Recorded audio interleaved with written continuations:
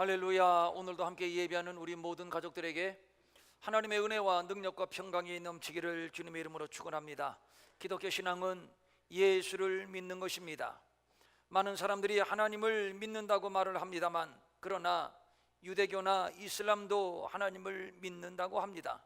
그런데 저들이 믿는 하나님은 우리가 믿는 하나님과는 다릅니다. 우리가 믿는 하나님은 아들 독생자 예수를 이 땅에 보내신 분, 그리고 우리의 죄를 대속하기 위해서 당신의 아들을 십자가에서 죽게 하시고, 그리고 부활하게 하시고, 그리고 우리의 구주가 되게 하신 분이십니다. 예수를 모르면 하나님을 알 수 없고, 그러므로 하나님을 알려면 예수를 알아야 합니다. 하나님에 대한 완전한 계시가 예수이기 때문입니다. 제자 빌립이 예수님께 아버지 하나님을 보여달라고 했습니다.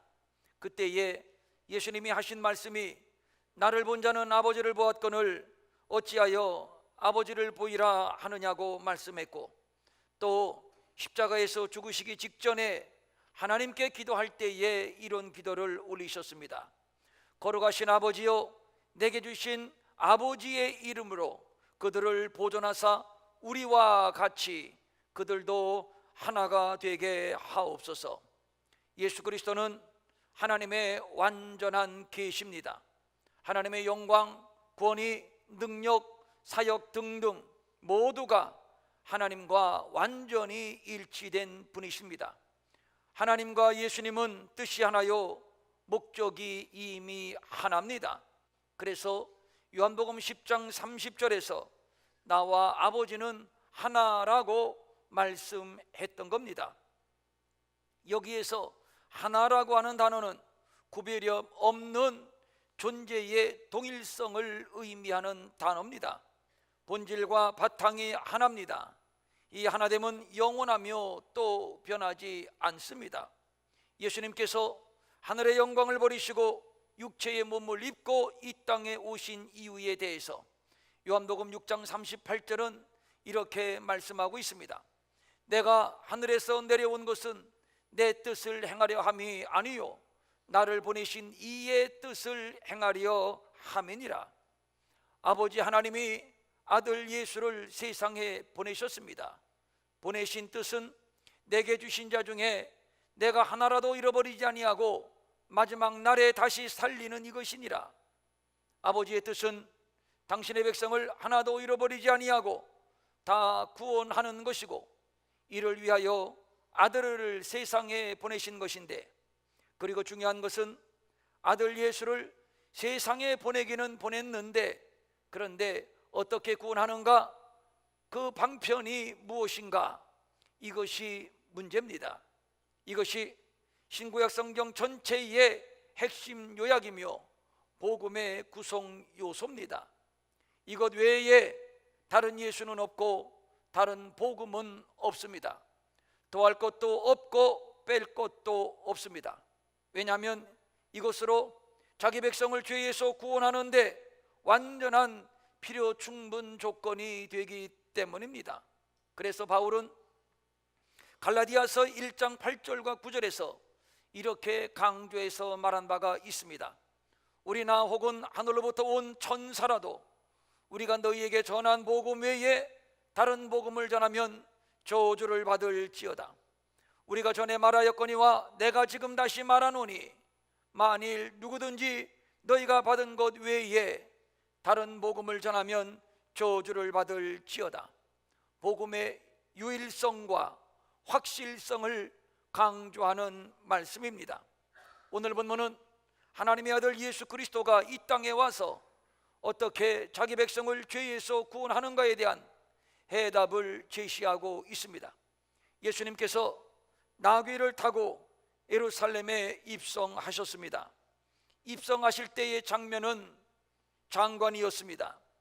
유대의 군중들은 겉옷을 벗어 예수님이 들어오시는 길목에 깔아드리고, 그리고 종려나무 가지를 꺾어 흔들며 이렇게 외칩니다.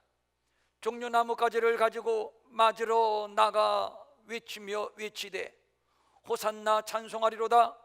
주의 이름으로 오시는 이 곧 이스라엘의 왕이시여 하더라. 여기에서 맞으러 나갔다라는 말은 흥분하여 서둘러 나갔다라고 하는 의미이고, 외치다라는 말은 크게 소리를 지르며 환호했다라는 뜻입니다. 저들이 이렇게 흥분하여 예수를 환영하며 소리를 지른 이유가 있습니다. 그것은 예수가 우리를 구원할 이스라엘의 왕이라고 믿었기 때문입니다. 저들이 기대하는 왕은 정치적인 독립을 가져다 줄 수 있는 힘 있는 왕이었습니다. 죽은 나사로를 살린 예수 정도라면 충분히 그렇게 할 수 있을 것이라 믿어 의심치 않았습니다. 그런데 예수님의 입장은 그것이 아니었습니다. 본문 23절입니다. 인자가 영광을 얻을 때가 왔도다. 어떤 영광입니까? 유대인들이 원하는 것처럼 죽은 자를 살리는 능력으로 로마 군대를 몰아내고 자신은 유대인의 왕이 되는 것입니까? 마음먹기 따라서는 충분히 그렇게 하실 수도 있습니다. 예수님이 가지고 있는 인품, 능력, 그리고 이만한 인기 정도라면 못할 것도 없습니다. 그래서 인자가 영광을 얻을 때가 왔다라고 말씀하고 있는 것일까요? 아닙니다.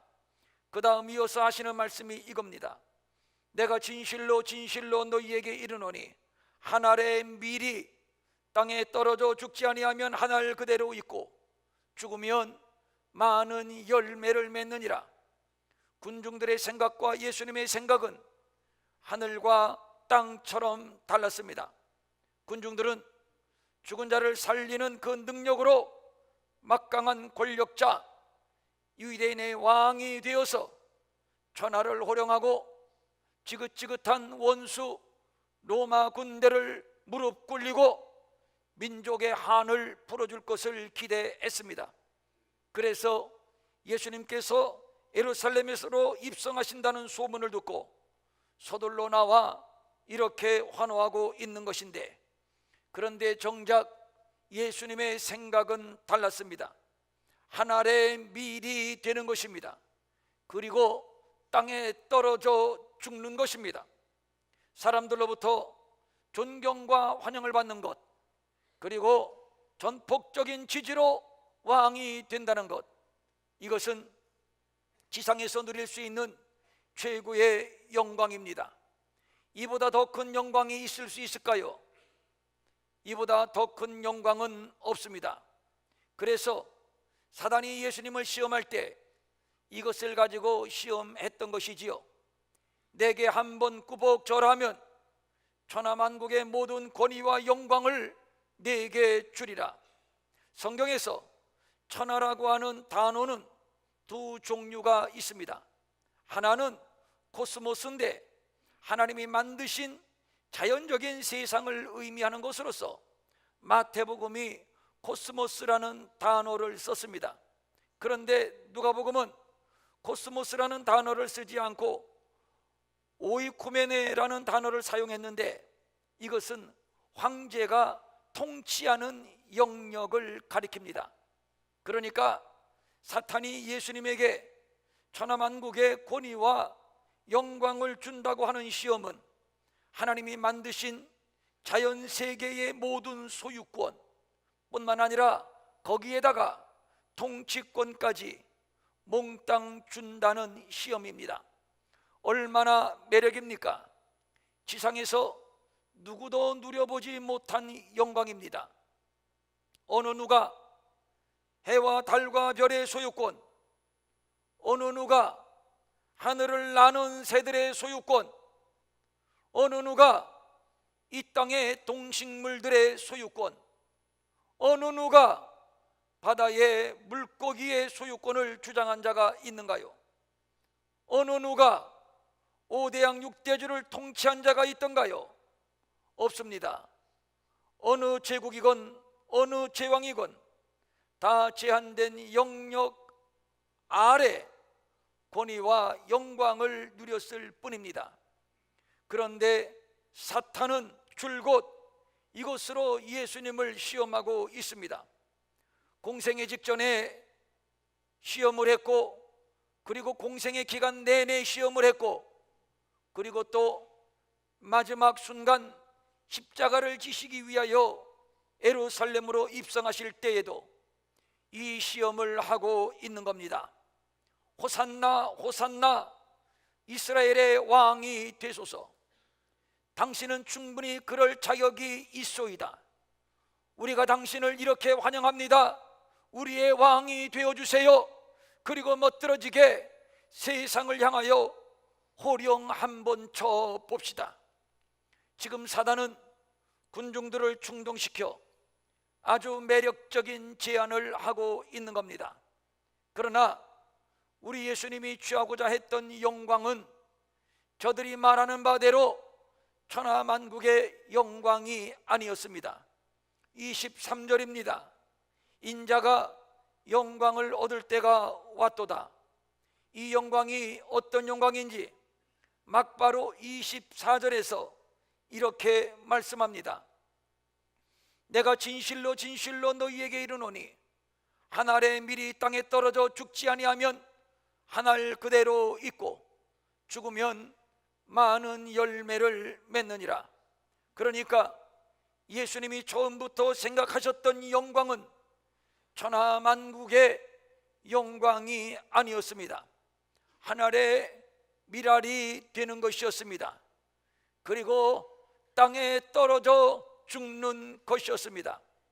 왜 그래야만 하는 겁니까? 그래야 많은 열매를 맺을 수 있기 때문입니다. 본문 28절입니다.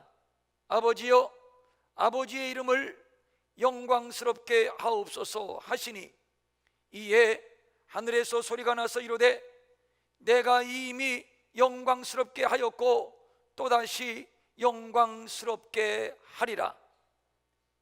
아버지의 이름의 영광은 예수 그리스도입니다. 말씀이 육신이 되어 우리 가운데 오신 예수님, 그분은 이미 영광입니다. 이를 아버지의 독생자의 영광이라고 말합니다.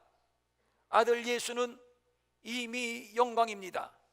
그런데 그 영광은 아버지의 영광입니다. 그러므로 사도 요한은 이미 아들 예수에게서 하나님 아버지의 영광을 본 것입니다. 사람 되신 예수님에게서 하나님을 발견했습니다. 이것을 독생자의 영광이라고 말한 것인데, 그런데 본문 28절에서는 이미 영광스럽게 하였고 또다시 영광스럽게 하리라. 즉 지금 예수님이 가지고 있는 영광 플러스 아직 남은 영광을 말하고 있습니다. 그것은 한 알의 밀알로 땅에 떨어져 죽는 것입니다. 즉 십자가의 대속입니다. 그렇다면 이것입니다. 십자가는 하나님의 영광이며 예수님의 영광입니다. 세상에는 두 개의 법칙이 존재하고 있습니다. 하나는 죄와 사망의 법칙이고 또 다른 하나는 예수 안에 있는 생명과 성령의 법칙입니다. 죄와 사망의 법칙, 이것은 율법입니다. 율법은 우리로 하여금 죄인임을 고발합니다. 그러므로 율법 앞에 모든 인간은 죄인이고 이 죄로 인해서 모든 인간은 사망과 저주의 운명을 피할 길이 없는 것입니다. 그래서 갈라디아서 4장 3절은 이와 같이 우리도 어렸을 때에 이 세상의 초등학문 아래 있어서, 여기서 세상의 초등학문은 율법입니다. 율법 아래 있어서 종노릇 하였더니 라고 말하고 있습니다. 초등학문은 율법이고 이 율법에 의해서 우리는 죄인이라고 정죄당합니다. 율법에 의해서 우리는 영락없는 죄인입니다. 그래서 죄를 지으며 살아갈 수밖에 없는 죄의 종인 것이지요. 두 번째, 생명과 성령의 법칙인데, 그런데 성경을 보면 예수 안에 있는 생명과 성령의 법칙을 말하고 있습니다. 히브리서 13장 12절입니다. 그러므로 예수도 자기 피로써 백성을 거룩하게 하려고 성문 밖에서 고난을 받으셨느니라 라고 말씀하고 있습니다. 매우 중요한 말씀입니다. 예수님이 십자가에서 우리 대신 피 흘려 고난을 받고 죽으심으로 그 결과 우리는 거룩하게 되었습니다. 이제 우리에게서 죄와 사망은 떠났습니다. 더 이상 초등학문 율법 아래에 있어서 종로로 타지 않아도 됩니다. 더 이상 죄와 사망의 법칙이 우리를 지배하지 못한다는 말씀입니다. 왜냐하면 생명과 성령의 법칙이 우리를 죄와 사망의 법칙에서 해방하였기 때문입니다. 로마서 6장 6절입니다. 우리의 옛사람이 예수와 함께 십자가에 못 박힌 것은 죄의 몸이 죽어 다시는 우리가 죄에게 종노릇하지 아니하려 합니다. 예수님이 하늘의 미랄이 되어서 십자가의 길로 가고자 하셨던 이유가 바로 여기에 있습니다. 죽기 위해서입니다. 그래야만 많은 열매를 맺을 수 있기 때문입니다.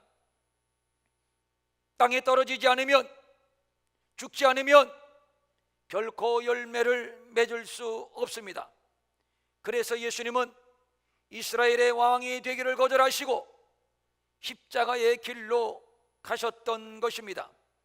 우리 예수님은 하늘의 미랄로 십자가를 지셨습니다. 그리하여 많은 열매를 맺으셨습니다. 이로써 우리의 모든 죄를 흰눈처럼 양털처럼 깨끗하게 씻어 주셨습니다. 그리하여 저를 믿는 자마다 멸망치 않고 영생을 얻게 되었습니다. 이것이 하나님이 기대하셨던 영광이고 예수님이 기대하셨던 영광입니다. 인자가 영광을 얻을 때가 왔도다. 예수님은 지금 영광을 얻을 때를 말씀하고 있습니다.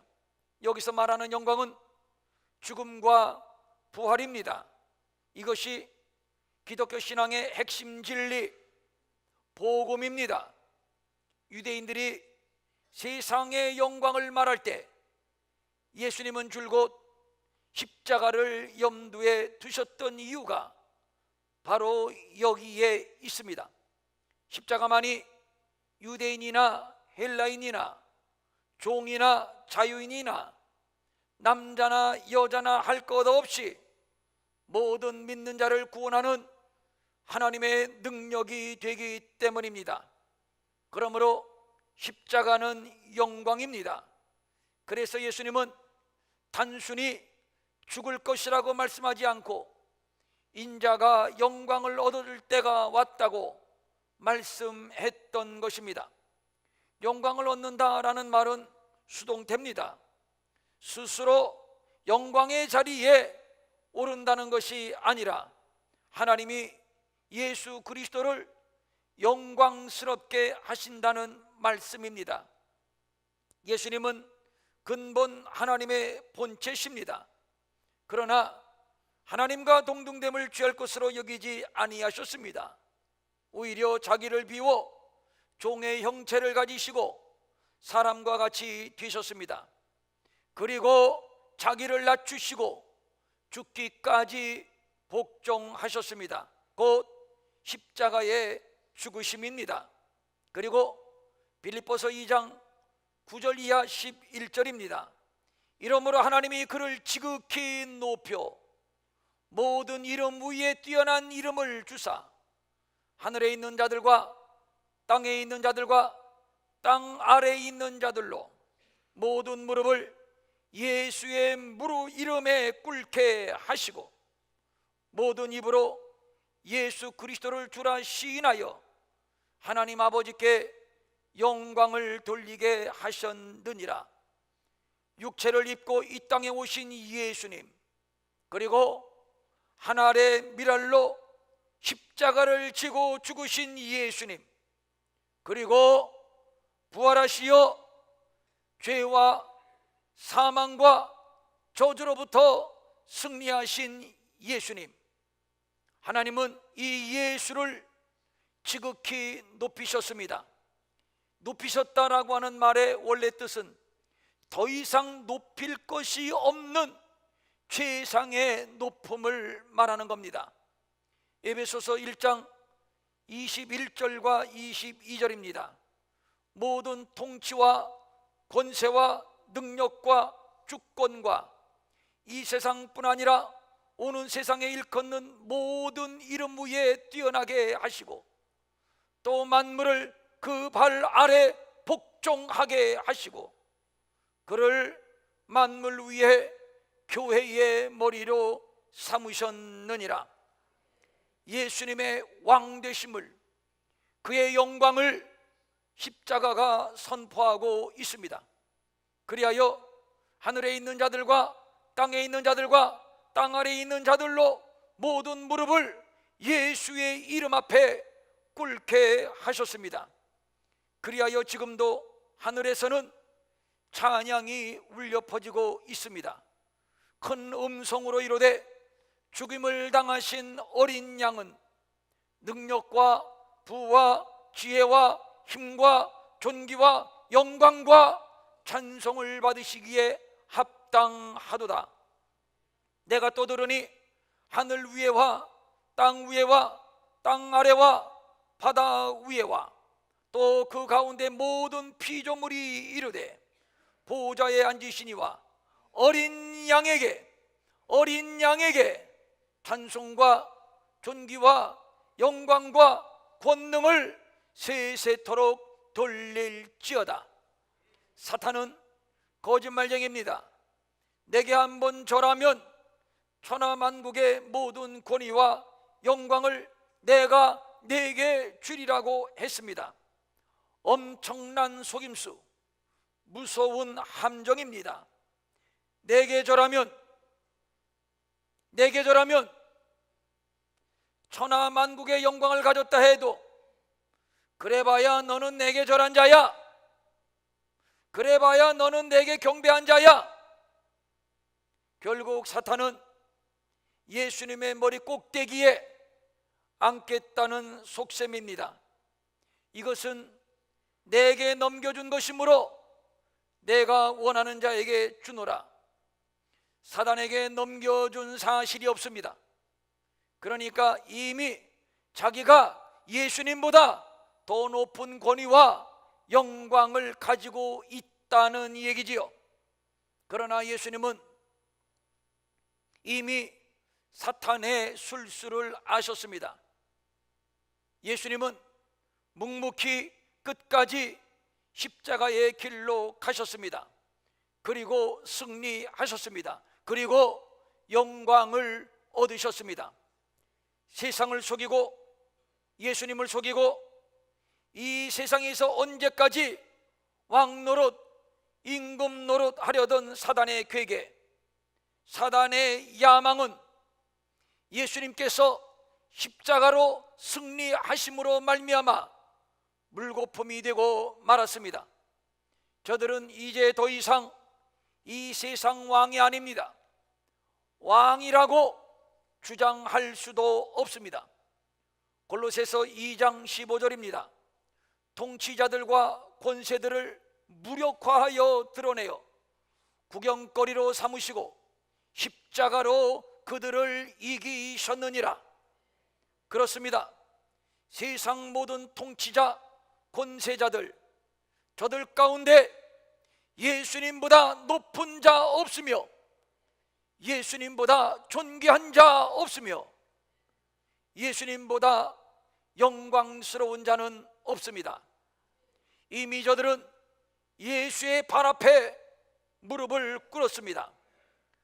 모든 입으로 예수 그리스도를 주라 시인하여 하나님 아버지께 영광을 돌리는 그날이 반드시 올 것입니다. 모든 원수를 멸하고 십자가로 승리하신 예수 그리스도는 이제 만왕의 왕으로 우주적 통치권과 교회를 다스리는 권세를 가지고 계십니다. 그러므로 십자가는 영광입니다. 십자가는 하늘의 밀알이 땅에 떨어져 죽은 사건이요 많은 열매를 얻은 사건입니다. 십자가는 예수님이 보이는 세계와 보이지 아니하는 세계의 모든 권력, 모든 통치자들을 무력화시킨 승리의 사건입니다. 그러므로 이것은 영광입니다.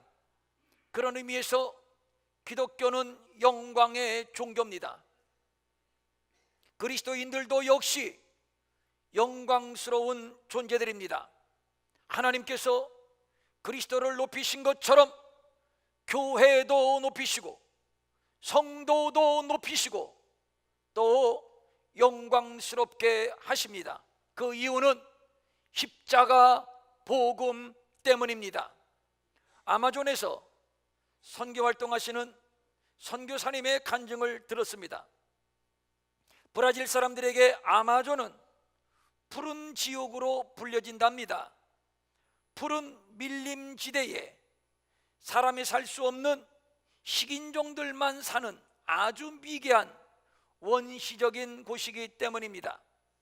이런 아마존에 1968년도에 들어갔으니 지금의 아마존과는 또 다른 모습이었을 겁니다. 생면부지의 그곳에 들어가서 저들과 함께 몸을 비비며 살았습니다. 많은 사람들이 선교지가 얼마나 많은데 왜 하필이면 아마존이냐고 묻는답니다. 50년을 그곳에서 살며 선교했으니 이제는 익숙해졌지 않느냐고 묻는 분들이 있는데, 그곳에서 그들과 함께 산다는 것은 여전히 고통스럽고 여전히 힘든 일이라고 합니다. 그러면서 하는 말, 내가 나올 수 없는 이유, 내가 이곳에서 저들과 평생을 함께 살 수밖에 없는 이유는 그들에게도 복음이 필요하기 때문입니다. 선교사님의 간증입니다. 무려 25년 만에 한 사람을 영접시켰답니다. 영광입니다. 참으로 영광입니다. 또 다른 아마존 선교사님의 이야기인데, 그곳에 들어간 지 13년이 되었는데 100명이 되는 한 부족을 모두 복음화 시켜서 그 부족 모두가 그리스도인이 되었다고 간증을 합니다. 그 부족의 무당까지 말입니다.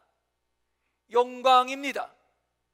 이것이 하나님의 영광이고, 이것이 그리스도의 영광이고, 이것이 십자가의 영광이고, 이것이 복음의 영광이고, 이것이 교회의 영광입니다. 하늘의 밀알은 십자가의 능력입니다. 하늘의 밀알에 담긴 원리는 죽음으로 더 큰 열매를 맺는, 큰 생명을 얻는, 그러니까 죽고 사는 역설적 진리입니다. 죽어야만 사는 진리죠. 땅에 묻혀 죽음으로써 많은 열매를 맺는 십자가, 그래서 영광입니다. 죽어야 사는 진리는 하나님의 백성이 살아가는 원리입니다. 모세가 하나님께 쓰임을 받을 때 옛자가 완전히 죽은 80이 넘어섭니다. 그래서 바울도 나는 날마다 죽는다고 고백을 했던 것이죠. 하나님은 우리를 이 영광의 자리로 초청하고 계십니다. 요한복음 12장 25, 26절입니다.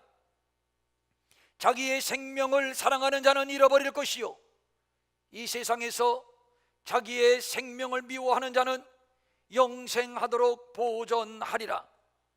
사람이 나를 섬기려면 나를 따르라. 나 있는 곳에 나를 섬기는 자도 거기 있으리니 사람이 나를 섬기면 내 아버지께서 그를 귀히 여기시리라. 무슨 말입니까? 자기를 버리고 나를 따르고 섬기면 아버지께서 그를 귀히 여기시리라, 즉 영광스럽게 하리라, 이 뜻이지요. 저는 우리의 젊은 아들, 딸들이, 우리의 사랑하는 아들, 딸들이 이런 영광스러운 삶을 살았으면 좋겠습니다. 하나님을 위하여, 이웃을 위하여 하늘의 미랄이 되는 삶 말입니다. 왜냐하면 그것이 영광이기 때문입니다. 오늘날 많은 사람들이 예수를 오해하고 있는 것이 안타깝습니다. 예수를 영광스러운 분으로 이해를 하기는 하는데, 그런데 어떤 이유로 예수가 영광스러운지는 모릅니다. 교회가 영광스럽다고 하는데 왜 영광스러운지를 모릅니다. 부자 되고 출세하는 것으로 오해를 합니다. 아닙니다. 성도의 영광은 십자가입니다. 교회의 영광도 십자가입니다. 하늘의 밀이 하늘의 밀이 되어 땅에 떨어져 죽는 것, 이것이 교회의 영광이고 성도의 영광이고 우리가 가야 할 길입니다. 왜냐하면 그래야 많은 열매를 맺기 때문입니다. 예수님이 이 일로 영광을 얻으셨습니다. 우리는 그 길을 따라가는 제자들입니다. 그래서 자기 생명을 사랑하는 자는 잃어버릴 것이요, 이 세상에서 자기의 생명을 미워하는 자는 영생하도록 보존하리라. 사람이 나를 섬기면 내 아버지께서 따라합니다. 그를 귀히 여기리라. 다시 한번, 그를 영광스럽게 하리라. 예수를 믿으면 기적을 경험하고 부자가 될 수도 있습니다. 또 마음의 평안을 얻을 수도 있습니다. 그런데 단순히 이런 것들이라면 석가모니나 다른 신들과 잘 구별이 되지를 않습니다. 분명한 것은 저들 모두는 훌륭한 삶을 살았고 괄목할 만한 업적을 남겼지만 영광은 아닙니다. 왜냐하면 그들의 삶은 하늘의 미래의 삶이 아니었고, 그들의 삶은 죽고자 하는 삶이 아니었고, 그들의 삶은 십자가가 아니었기 때문입니다. 솔로몬은 인간이 누리는 부귀 영화의 정상에 섰던 사람이었습니다. 다 누려봤습니다. 그보다 더 영광을 누린 자는 없습니다. 그러나 그가 훗날 이렇게 고백을 합니다. 헛되구나, 헛되구나, 참으로 모든 것이 헛되구나. 해 아래서 수고하는 모든 수고가 참으로 헛되구나. 세상 영광에 속았다는 자기 고백입니다. 세상에는 영광이 없습니다. 돈도 영광이 아니고, 명예도 영광이 아니고, 출세도 영광이 아니고, 머릿속에 담고 있는 지식도 영광이 아닙니다. 속지 마십시오. 영광은 십자가에 있습니다. 그래서 우리 예수님도 이렇게 말씀하신 바가 있습니다. 너희가 나를 따르려거든 자기 십자가를 지고 나를 쫓을 것이니라. 십자가 없는 영광은 위선입니다. 거짓입니다. 속지 말아야 합니다. 그런데 참으로 안타까운 것은 오늘날 우리는 십자가 없는 영광을 추구한다는 겁니다. 아주 목마르게 추구한다는 겁니다. 우리 예수님은 십자가 너머의 영광을 보셨습니다. 즉 자신이 십자가로 말미암아 승리하게 될 때 사단의 권세, 어둠의 권세는 굴복당할 것이며 성도는 죄에서 구속함을 받아 멸망치 않고 영생을 얻게 될 것이며 십자가 복음이 전파되는 곳마다 천하 만민이 구원을 얻는 영광을 보셨습니다. 사도 바울은 이렇게 고백을 합니다. 내가 내 몸에 예수의 흔적을 지니고 있노라. 그는 복음을 자랑했습니다. 십자가를 자랑했습니다. 예수를 자랑했습니다. 그로 인해서 40에 하나 가만내를 5번이나 맞았고 돌에 맞아 죽을 뻔한 적도 있었습니다. 감옥에 갇힌 적도 있었습니다. 그런데 바울은 이것을 예수의 흔적이라고, 명예스러운, 영광스러운 예수의 흔적이라고 생각을 했습니다.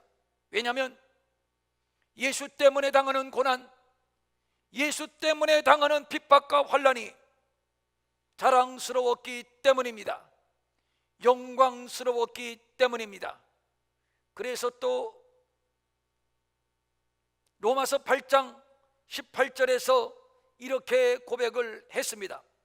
생각하건대 현재의 고난은 장차 우리에게 나타날 영광과 비교할 수 없도다. 모든 생명은 자기 복제의 능력을 가지고 있습니다. 모든 사람, 모든 생물은 결혼해서 자기와 닮은 자녀를 낳습니다. 한 알의 밀알도 자신의 생명을 복제합니다.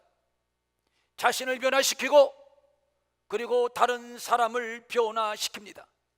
세상을 변화시킵니다. 예수님처럼, 제자들처럼 말입니다.